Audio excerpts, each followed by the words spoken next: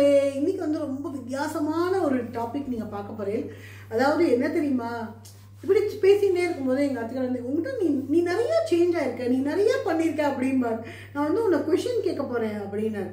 ஆஹா, இது என்ன புதுசாக இருக்கு அப்படின்னு. சரி வாங்க, அதே நான் ஒரு வீடியோ, நம்ம வந்து கண்டென்ட் கிரியேட்டர் இல்லையா. நான் என்ன சொன்னேன், சரி ஓகே நீங்கள் கேளுங்க, ஆன் த ஸ்பாட் கேளுங்க, நான் அப்படியே பதில் சொல்கிறேன். ஆச்சாரியா, ஏன்னா என்ன பொறுத்தவரை ஆச்சாரியா அம்பாள் தான் எனக்கு எல்லாமே. நம்ம வந்து நான் உங்களுக்கு வந்து நான் சொல்கிறேன் அப்படின்னு ஒரு சேலஞ்ச் விட்டுருக்கேன். இந்த சேலஞ்ச் வீடியோ தான் நீங்கள் பார்க்க போகிறேன். ஃபர்ஸ்ட் கொஸ்டின் என்ன தெரியுமா கேட்டிருக்கார். ஃபர்ஸ்ட் கொஸ்டின் என்னப்பா, எங்கள் ஆத்துக்கார் வந்து வாய்ஸ் கொடுக்க மாட்டார். அது என்ன கேட்டார் நான் உங்களுக்கு சொல்கிறேன். உங்கள் வாழ்க்கையில் கல்யாணத்துக்கு முன் கல்யாணத்துக்கு பின் அப்படின்னு கேட்டிருக்காரு. இது வந்து கல்யாணத்துக்கு முன் எல்லாரும் சொல்கிறது தான், அம்மா வீட்டில் இருந்தேன், ஜாலியாக இருந்தேன், எந்த கவலையும் இல்லாமல் இருந்தேன் அப்படின்னு. கல்யாணத்துக்கு பின் நிறைய அனுபவங்கள், நிறைய வாழ்க்கை பாடங்கள், நிறைய கற்றுருக்கேன். எப்படி ஒரு சிற்பி வந்து சிலையை செதுக்குவாரோ அந்த மாதிரி நம்மளோட வாழ்க்கை பாடம் வந்து நம்மளை வந்து ஒரு தங்கம் அடிக்க தான் தங்கம். அதனால தங்கம் வந்து அந்த அளவுக்கு நம்மளை வந்து வாழ்க்கை நம்மளை வந்து மேம்படுத்தி இருக்கு. எங்கள் அத்தை கூட கேட்பா, எப்படி நீ இப்படி மாறின அப்படின்னு. அதுதான் வாழ்க்கை. நமக்கு பிடிச்ச வாழ்க்கையை வாழ்றது ஒரு வாழ்க்கை கிடையாது. நமக்கு பகவான் பரமசிவன், நமக்கு ஆச்சாரியா அம்பாள், எனக்கு வந்து ஃபர்ஸ்ட் பரமசிவன் தானே. பரமசிவன் கொடுத்த வாழ்க்கையை நான் அதை சந்தோஷமா அமைச்சுட்டேன் இல்லையா. அதுதான் ஜென்ரலா எல்லாருக்கும் சொல்றது. கல்யாணத்துக்கு முன் கல்யாணத்துக்கு என்ன வாழ்க்கை நமக்கு அமைஞ்சிருக்கோ அதை நம்ம ஹாப்பியா, யாரை பார்த்தும் நம்ம வந்து ஐயோ நமக்கு இது கிடைக்கலையே அது கிடைக்கலையே அப்படின்னு இன்னி வரை எனக்கு எந்த ஒரு வருத்தமும் கிடையாது. ஸோ நான் வந்து அதனால மேபி பகவான் அனுகிரகத்தில் கல்யாணத்துக்கு பின்ன நான் ஹாப்பியாக தான் இருக்கேன். அதாவது இப்போ சொன்னேன் இல்லையா, சந்தோஷம் எல்லாருக்குமே கஷ்டம் நஷ்டம் வரும்பா. அதை நம்ம எப்படி சந்தோஷமாக எடுத்துக்கணும் அப்படிங்கிறது தான் இருக்குது. ஸோ அதனால் நான் ஹாப்பியாக தான் இருக்கேன். கல்யாணத்துக்கு முன்னும் சந்தோஷமாக இருந்தேன். அதுதான் சம்சாரம், அதுதான் வாழ்க்கை. எல்லாத்தையும் கட்டப்பட்டு தாண்டி வர்றது தான் நமக்கு வாழ்க்கை இல்லையா. அதனால் அதாவது அவள் கொடுத்த வாழ்க்கை ஹாப்பியாக இருக்கும். செகண்ட் கொஸ்டின் என்ன தெரியுமா கேட்டிருக்கார். உங்கள் வாழ்க்கையில் நீங்கள் எதை குறைத்து கொள்ள விரும்புவீர்கள் அப்படின்னு கேட்டிருக்காரு. நல்ல அருமையான கொஸ்டின். எக்ஸ்பெக்டேஷன். எனக்கு ரொம்ப எக்ஸ்பெக்டேஷன். இவா கிட்ட நான் ஒன்று எனக்கு ஒரு கஷ்டம் வந்ததுன்னா ஐயோ இவா ஹெல்ப் பண்ணுவாளா, அவள் ஹெல்ப் பண்ணுவாளா, என்னோட எக்ஸ்பெக்டேஷன் நிறைய ஓடும். ஸோ என்னோட எக்ஸ்பெக்டேஷன் குறைஞ்சிட்டு என்னோட குருநாதரையும் என்னோட அம்பாலையும் நினச்சிட்டே இருந்தேன்னா எனக்கு வந்து லைஃப் ஒன்லி எனக்கு லைஃப் பீஸ்ஃபுல் வந்து என்னோட ஆச்சாரியால என்னோட அம்பாலையும் நினச்சிட்டே இருந்தேன்னா அது பீஸ்ஃபுல்.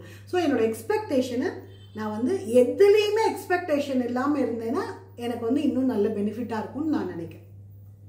நான் இந்த எக்ஸ்பெக்டேஷன் ஏன் சொல்கிறேன் அப்படின்னா, எந்த தருணத்துலையும் என்னோட நிஜமாக சொல்கிறேன், நான் வந்து இதில் நான் ஃபஸ்ட்டே நான் டிஸ்க்ளைமர் போடுறேன், யாரையுமே நான் மனசு நோகடிக்கிற மாதிரி நான் பேசலை.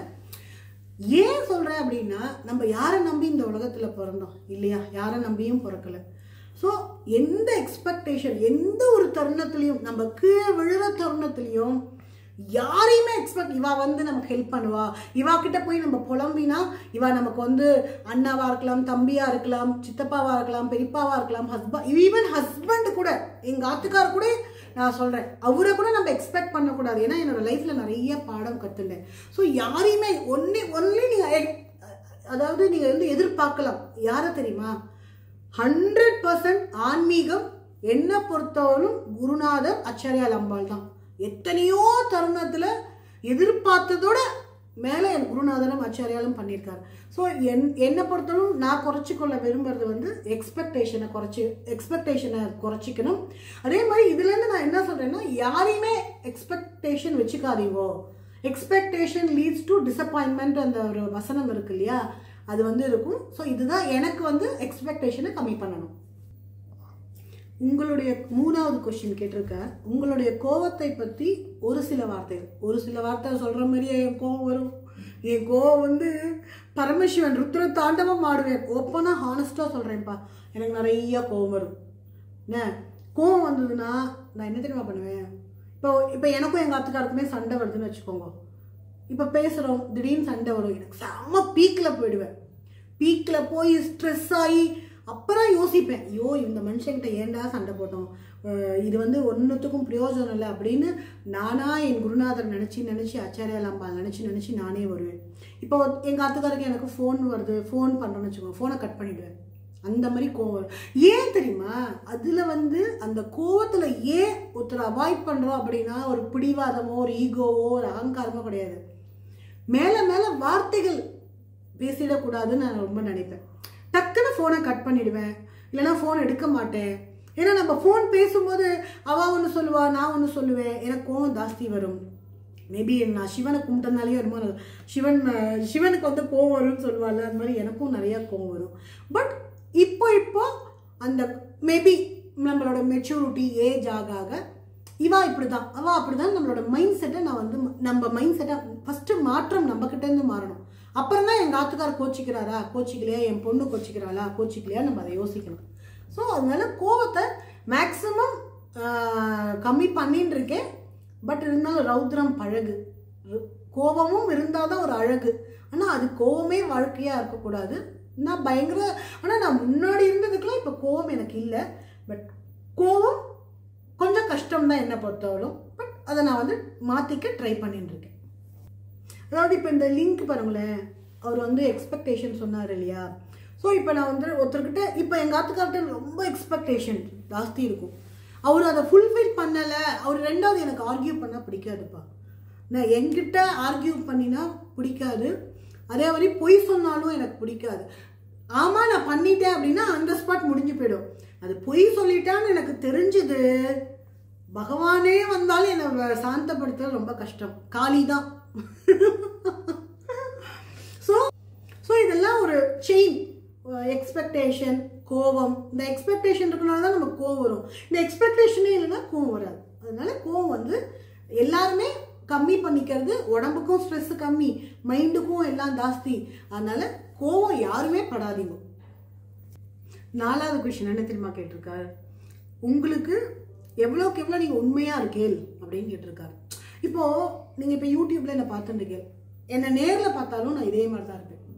நான் வந்து ஒரு இவா தான் என் குருநாதர் சொல்லி கொடுத்த மாதிரி எனக்கு இவா ஓசத்தி இவா மட்டம் எனக்கு அப்படி கிடையவே கிடையாது. நீங்கள் உண்மையாக இருந்துட்டேன்னா என் உயிரை கூட கொடுப்பேன். நீ உண்மையாக இல்லை திரும்பி கூட பார்க்க மாட்டேன். This is my character. என் கேரக்டரை மாற்ற முடியாது. ஆனால் யார்கிட்ட பேசினாலும் ஆத்மாத்மா பேசுவேன், பொய் பேச மாட்டேன். வெளுத்ததெல்லாம் பாலுன்னு நினைப்பேன். அப்புறம் அவள் ஏதாவது பண்ணதுக்கப்புறம் தான் ஐயோ நம்ம தான் முட்டாளாக வாழ்ந்துருக்கோம் போல இருக்கு அப்படின்னு நினச்சி ஒரு நிமிஷம் மனுஷ ஜென்மம் தானே, ஒரு நிமிஷம் வருத்தப்பட, ஐயோ நம்ம இப்படி நம்ம அவளை நம்பினோம், நமக்கு இவ்வளோ மோசம் போயிட்டாலே அப்படின்னு நினச்சிப்பேன். அதுக்கப்புறம் யார்கிட்டையும் சத்தியமாக புறம் பேசவே மாட்டேன். இவா இப்படி அவா அப்படின்னு காசிப் இன்னி வரும் நான் பேசினதில்லை. எங்கள் ஆத்துக்கார யாரை பற்றி பேசினா கூட வேண்டாம், யாரை பற்றியும் பேச வேண்டாம். ஏன்னா என்னோட ஆச்சாரியால் அம்பாள் என்ன சொல்லி கொடுக்குறாளோ அதுதான் நான் ஃபாலோ பண்ணிட்டு இருக்கேன். யாரை பற்றி புறம் பேச மாட்டேன். நீங்கள் சொல்கிற மாதிரி நான் வந்து உண்மையாக 100% இல்லை 1000% நான் எல்லாருக்கிட்டையுமே உண்மையாக தான் இருக்கேன். 5வது கொஸ்டின் என்ன கேட்டிருக்காருன்னா, அன்பை பற்றி. அன்பு வந்து லவ். அதாவது அது வந்து உங்களோட வாழ்க்கையில் உங்களோட கருத்து என்ன அன்பை பற்றி அப்படின்னு. உண்மையாக சொல்லட்டுமா, ஃப்ராங்காக சொல்லட்டுமா, ஹானஸ்டாக சொல்லட்டுமா, எனக்கு எந்த இடத்துலையும் அன்பு கிடைச்சதில்லை. எனக்கு அன்பு கிடைச்சிருக்கு. யார்கிட்ட அப்படின்னா ஆச்சாரியால் அம்பாள் கிட்டேருந்து எனக்கு அன்பு கிடைச்சிருக்கு. நிறைய லவ் கிடைச்சிருக்கு. பரமசிவன் நிறைய லவ் கொடுத்துருக்கான். ஏன் தெரியுமா, அது ஏன் தெரியுமா எனக்கு லவ் கிடைக்கல, அதுக்கும் நானே பதில் சொல்கிறேன். ஏன்னா நான் உண்மையாக பேசுவேன். தப்புன்னா தப்புன்னு மூஞ்சிக்கு நேராக சொல்லுவேன். ஒரு சாஸ்திரம் தப்புன்னா தப்பும்பேன். அதை பற்றி எனக்கு அது வருத்தமே கிடையாது. அதனால எனக்கு ஒரு லாபம் நஷ்டமே கிடையாது. கோபம் இருக்கிற இடத்துல தான் குணம் இருக்குன்னு சொல்லுவா. பட் அது யாருமே உணரல. ஆனால் இன்னைக்கும் நான் சத்தியமாக சொல்கிறேன்ப்பா, அன்பு இந்த பிக் பாஸ்லையா இந்த அர்ச்சனாலாம் சொல்லுவாள்ல, இந்த அன்பு ஒன்று தான் அனாதை அப்படின்னு. அது என் லைஃப்லையும் அதை நான் அக்செப்ட் பண்ணிப்பேன். லவ் வந்து நான் இப்போவும் சொல்கிறேன், எல்லாருக்கும் லவ் கொடுங்க. பிடிக்கிறதோ பிடிக்கலையோ ஒரு நிமிஷம் லவ் கொடுங்க எல்லாருமே. இப்போ திடீர்னு நானே போயிட்டேன்னு வச்சுக்கோங்களேன், என்ன எடுத்துன்னு போகிறேன், நத்திங், ஜீரோ. எதை எடுத்துன்னு வந்தால் நம்ம கொண்டு போகிறதுக்கு பரமசிவன் சொல்கிற மாதிரி. ஸோ அந்த லவ் வந்து எல்லாருக்குமே ஒரு காக்கா குருவி, ஒரு மாடு, ஒரு நாய்க்கு கூட ஒரு அன்பு தேவை. அதை வந்து நாய் எல்லாமே வந்து ஒரு தடவை சாதம் போட்டெல்லாம் வாழை சுற்றிட்டு நம்ம பின்னாடியே இருக்கும். அதுதான் அன்பு. ஸோ அந்த அன்பு வந்து எனக்கு இன்னி வரலும் கிடைச்சது இல்லை. எனக்கு அதை பற்றி நான் கவலையும் படலை. நான் இந்த சிம்பத்தியும் நான் சொல்ல, எனக்கு அன்பு கிடைச்சிருக்கு. குருநாதர்கிட்டேருந்து என்கிட்ட எனக்கு நிறைய அன்பு கிடைச்சிருக்கு. அம்பாள் சாரதே என்னோட ஜெகன்மாத்தே அவகிட்டேருந்து நிறைய அன்பு கிடைச்சிருக்கு. ஸோ எவ்வளோக்கு எவ்வளோ நம்மளால் இந்த லோகத்தில் அன்பாக இருக்க முடியுமோ எல்லாருக்கிட்டையும் அன்பாக இருங்கோ, ஹாப்பியாக இருங்கோ, ஜாலியாக இருங்கோ. 6வது கேள்வி. பரவாயில்லப்பா, எங்கள் ஆத்துக்காருக்கும் கொஞ்சம் மூளை இருக்குன்னு நினைக்கிறேன். சூப்பர் கேள்வி கேட்டிருக்காரு. மௌனத்தை பற்றி நீ என்ன நினைக்கிற? மௌனம் மிக பெரும் தவம். உண்மையாக சொல்கிறேன்ப்பா, பி சைலண்ட். சைலன்ஸ் வந்து எத்தனையோ நல்ல காரியத்தையும் சாதிக்கும். ஒரு கோவம் வந்தாலும் அதை வந்து தவிடுபடியாக ஆகும். ஸோ எங்கே அமைதியாக இருக்கணுமோ அங்கே அமைதியாக இருந்தால் தான் நம்ம வாழ்க்கை. என்னை பொறுத்தவரையும் இப்பெல்லாம் நான் ரொம்ப அமைதியாக இருக்கிறது தான் விரும்புகிறேன். Be silent. எல்லாமே பகவான் அனுப்பிச்சு கொடுப்பார். குருநாதர் என்னை பொறுத்தவரையும் மூச்சு காத்து எல்லாமே குருநாதர் தான். ஸோ எவ்வளோக்கு எவ்வளோ நம்ம சைலண்டாக நம்ம வேலையை பார்த்துட்டு ஆன்மீகத்தில் போகிறோமோ அவ்வளோக்கு அவ்வளோ நம்மளோட லைஃப் நல்லாயிருக்கும். 7வது கொஸ்டின். தனிமை, அதாவது loneliness will leads to silence அப்படின்னு சொல்லுவா இல்லையா? அதான். அதாவது தனிமை. நான் வந்து தனிமையை எப்படி விளைவிக்கிறேன்னா அது ஒரு ஆனந்தம். தனிமை எவ்வளோ அழகான ஒரு வார்த்தை. நிஜமாக அதை ரொம்ப உணர்ந்திருக்கேன். அதாவது ஒரு உச்சகட்டத்தில் தனிமை வந்து ரொம்ப அழகானது, இன்னொரு உச்சகட்டத்தில் தனிமை வெறுமையானது, ஒன்றுமே இல்லாதது. எப்படி தனிமையை விளைவிக்கிறது அப்படின்னு கேட்டீங்கன்னா, தனிமைக்கு அதுக்கு ஒரு பக்குவம் இருந்தால் தான் தனிமையாக இருக்க முடியும். அது ஆன்மீக தேடல் இருக்கிறவா மட்டும்தான் தனிமையாக இருக்க முடியும். எல்லாராலையும் தனிமையாக இருக்கிறது ரொம்ப கஷ்டம். மேபி சிற்பி செதுக்கி செதுக்கி நம்மளோட வாழ்க்கை பாடம் செதுக்கி செதுக்கி தனிமையை நான் விரும்பினேனோ என்னமோ தெரியாது. ஐ லவ் தனிமை. எனக்கு ரொம்ப தனிமை பிடிக்கும். குருநாதரையே நினச்சிட்டு இருக்க பிடிக்கும்ப்பா. 8வது கொஸ்டின் என்ன தெரியுமா கேட்டிருக்காரு? அருமையான கேள்வி. ஆன்மீகம் என்றால் என்ன? ஆன்மீகம் உனக்குள் எப்படி வந்தது அப்படின்னு கேட்டார். அருமையான கேள்வி. ஆன்மீகத்தை வந்து எப்படி மியூசிக் இஸ் ஓஷன் அப்படின்னு சொல்லுவேலோ, ஆன்மீகம் வந்து ஒரு கடல்பா. இதெல்லாம் வந்து உணரணும். நான் இப்போ சொன்னதுனால நீங்களாம் வந்து கதை கட்டி விட்றா, இவன் என்னடா எப்போ பாரு ஆன்மீகம், என்னை எத்தனையோ பேர் சொல்லியிருக்கா ஆன்மீகத்தை பற்றிலாம். அந்த மாதிரிலாம் இல்லைப்பா. அது உணர்ந்தவாளுக்கு கண்டிப்பாக ஆமாம் கரெக்ட் அப்படின்னு நீங்கள் கண்டிப்பாக எனக்கு கமெண்ட் பண்ணுவேன். அது வந்து எப்படி இந்த பூனைக்கு பால் ருசி அப்படிம்பாலோ அதே மாதிரி ஆன்மீகம். இதுக்கு முதல் திருப்பி நான் நிறைய பதிவில் நான் சொல்லியிருக்கேன். என்னோட ஆன்மீகம் எனக்குள் வந்ததுக்கு எங்கள் அம்மா ஒரு காரணம். ஏன் அப்படின்னு கேட்டீங்கன்னா, எங்கள் அம்மா வந்து அவளுக்கு காலையில் எழுந்துக்கணும், வாசல் தெளிக்கணும், கோலம் போடணும், விளக்கு வைப்பா. அதை பார்த்து தான் நானும் வந்தேன். இன்றைக்கும் என்னோட ரொட்டீன் வந்து காத்தால எழுந்து கோலம் போட்டு வாசலுக்கு எனக்கு வந்து 365 நாளும் மார்கழி, 365 நாளும் கார்த்திகை, அப்படி தான் நான் பண்ணிட்டு இருக்கேன். எங்கள் சித்தப்பா மூலியம் எனக்கு குருநாதரும் என்னோட அச்சாரியால் அம்பாலும் என் வாழ்க்கைக்குள்ளே வந்தா. அச்சாரியால் அம்பாலை பற்றி பேசிண்டே போகலாம். குருநாதர் நிறைய மிராக்கிள் எனக்கு பண்ணியிருக்கார். அம்மா சாரதே ஜெகன்மாத்தே எனக்கு வந்து பிறந்த வீடு ஸ்ருங்கேரி தான். அந்த மாதிரி எனக்கு அந்த அளவுக்கு ஒரு எப்படி சொல்கிறது, நிறைய அனுபவம்ப்பா, நிறைய அனுபவம். என் பொண்ணு சொல்லுவா, இன்ஃபேக்ட் என் பொண்ணு, நான் வந்து கொஞ்சம் ஒரு லென்த்தியான டாப்பிக்கு, இது கொஞ்சம் உங்களுக்கு போர் அடிக்காதுன்னு நான் நினைக்கிறேன். என் பொண்ணு வந்து சின்ன வயசில் நான் ரொம்ப ஸ்ட்ரிக்டாக வளர்த்தினேன். உங்களுக்கு இந்த ஒரு குழந்தையில வளர்த்துறது முறையை கூட நீங்கள் என்ன கேட்டீங்கன்னா நான் ஒரு வீடியோ போடுவேன். நீங்கள் அதில் கமெண்ட் பண்ணுவோம் எப்படி குழந்தையில வளர்த்தணும் அப்படின்னு. எனக்கு தெரிஞ்சதை என் பொண்ணை வளர்த்தினதை நான் உங்களுக்கு சொல்லுவேன். அவ்வளோதான், என்னோட ஷேர் பண்ணுவேன். என் பொண்ணை வந்து கொஞ்சம் பயப்பட்டா. நான் வந்து பேய் மாதிரி அவளை வந்து நான் மிரட்டியிருக்கேன். ஏன்னா அந்த குழந்தைகள் வந்து அதாவது ஒரு ஆன்மீகம் எப்படி தெரியுமா, ஒரு டிசிப்ளின். ஆன்மீகம்ங்கிறது வந்து ஒரு குழந்தைகளுக்கு கற்றுக் கொடுக்கறது ஒரு டிசிப்ளின். அது வந்து அது யாருமே ஒத்துக்க மாட்டா. இப்போ என்னை பார்த்து என் பொண்ணு வளருவா. காத்தால ஏந்துக்கணும், விளக்கேற்றணும், இதெல்லாம். அந்த மாதிரி நம்ம வந்து ஆன்மீகம் அப்படின்னு சொன்னேன்னா கண்டிப்பாக எல்லாருக்கும் தேவை. 10 மணி நேரம் ஆச்சாரியால் சொல்லியிருக்கார். ஆச்சாரியால் நிறைய சொல்லியிருக்கார். நம்ம வந்து 3 மணி நேரம் 4 மணி நேரம் பண்ணணும்னு அவசியம் இல்லை. ஒரு 10 நிமிஷம் பகவான் கிட்ட போய் நின்று நம்ம வேண்டிண்டா, சுவாமியை கையெடுத்து கும்பிட்டா அதுக்கு 1000 பலன். ஆச்சாரியால் சொல்லியிருக்கார். ஸ்ரத்தை, இந்த ஸ்ரத்தா பக்தி, இந்த பக்தி ஒன்று பயபக்தி அப்படின்னு சொல்கிறோம்ல, வேற எதுக்கும் பயப்பட வேண்டாம்ப்பா. சுவாமி கிட்ட போய் நிற்கும் போது நம்ம மனசாட்சியும் நம்மளோட மனசும் பயபக்தியாக நம்ம வந்து போய் சுவாமி கிட்ட வேண்டிக்கிறது வந்து ஆன்மீகம்.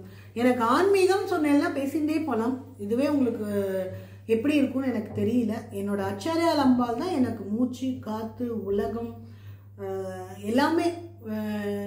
வேற ஒன்றும் சொல்கிறதுக்கு இல்லைப்பா. இதில் நிறைய எனக்கு குருநாதர் மிராக்கிள் பண்ணியிருக்கார். என் குருநாதர் என் கூட இருக்கார்.